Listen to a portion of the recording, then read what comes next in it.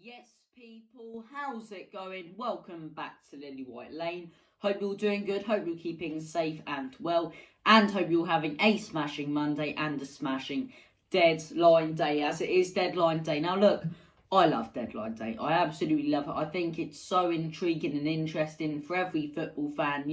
You can be completely down in the dumps about your team, and all of a sudden they can pull off a fantastic transfer on deadline day, and it changes your entire perception of your football club. And it's happened so many times to Spurs, so many times to Arsenal, City and other teams. So look, I absolutely love it. Now, I came into this deadline, this deadline day. Obviously, we are going to confirm the two signings later tonight, I believe.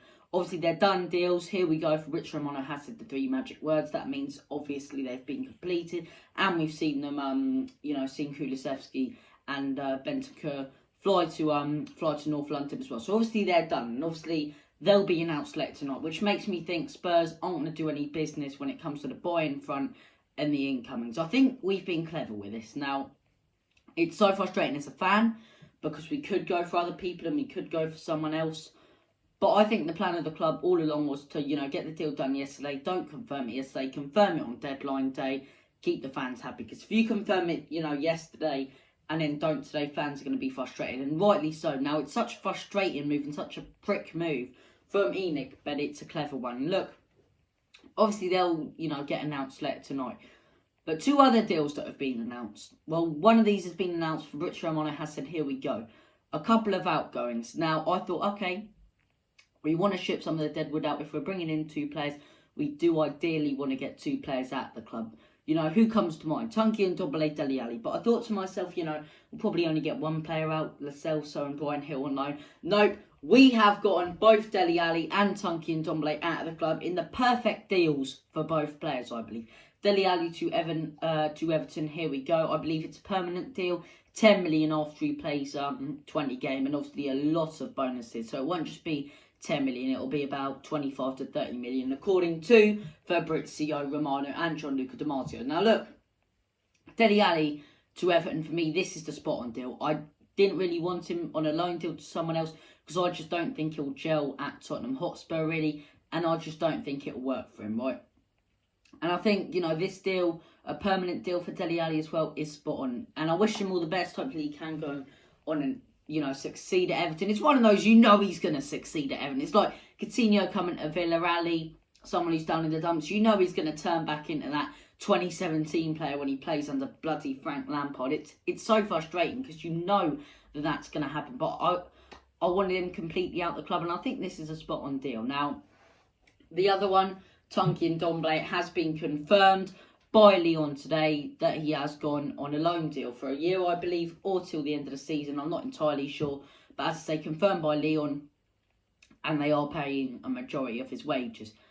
And being, the player on the most amount of wages at the club, that could be, an extra 2 to 3 million, 4 or 5 million in the summer transfer window. So that's a good thing, in all honesty. But I think Tanguy Ndombele, I was thinking originally, if he leaves in the January transfer window, I sort of want him gone on a permanent. I want him gone properly after the way, he disgraced the club and just sort of ruined his Spurs career for the time being in that Morecambe game. Showed he really couldn't care less. But I think the more you think about it, on a loan deal, Dele Alli for me did have potential.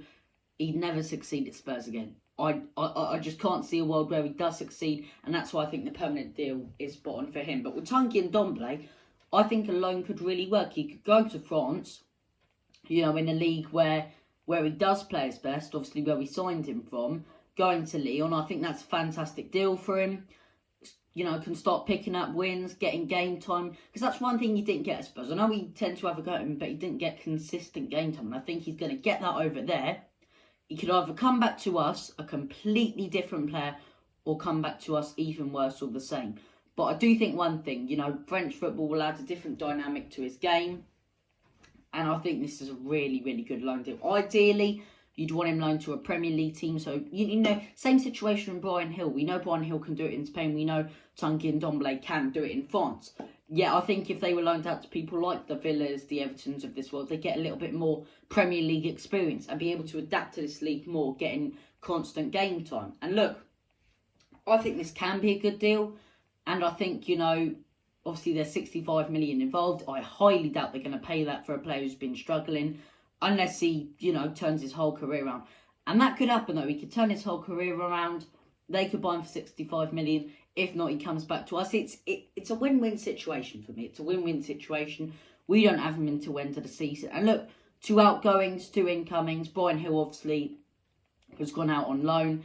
And it does look like the Celso to Villarreal is going to be completed. Now, that's a good deal, whether it be a loan or a permanent. But I'll keep you guys up to date on this deadline day. And look, 2 incoming should be confirmed later. I'm buzzing to see that. Obviously, they're done deals, but I'm looking forward to seeing the little package that Tottenham Hotspur puts together. And also, please go and support the people who have managed to attend the protest today. As I say, the in-and-out protest outside the training ground. Big up to Brian Dale, to Josh the Tottenham guy, to all the people who have went there, as I say. And yeah, all the best. And fair play for standing by your message and what you said you were going to do. And it's like, yeah, that's good to see. But what frustrates me as well, snidey little Sky Sports News. They don't want to. Now, this has obviously been planned by the club. The club have told Sky not to report outside the front, which is really frustrating, like they normally do, because there's going to be protesters out there. They purposely told them to do that because they don't want any negative heat of the newspaper. It's like, you snidey little gits. The only reason you're getting negative heat is because you're not good enough. Change your acts together and you wouldn't get it, right? But anyway, deadline day, sold a couple of players, as I say, at the minute. Bought in a couple of players. I'll happily take that. Now, incomings, Carrasco earlier looked a little bit likely. That one sort of faded away. There's no chance Douglas Luiz comes. I don't think we'll have any more incomings. As far as outgoings, Lo Celso could go, as I say. I think that one's definitely on the table. I think a player as well, such as Stephen Bergwijn to Ajax, that could be done. So look, we're in for an interesting 6 or 7 hours with Tottenham Hotspur. But look, thank you for watching this video. Smash that subscribe button. Hit that like button as hard as you possibly can. And as always, have a smashing deadline day. Hopefully we sign a couple more players potentially. I doubt it, but looking forward to the announcements later. Come on, you Spurs. Enoch out. In Conte, we trust. Come on.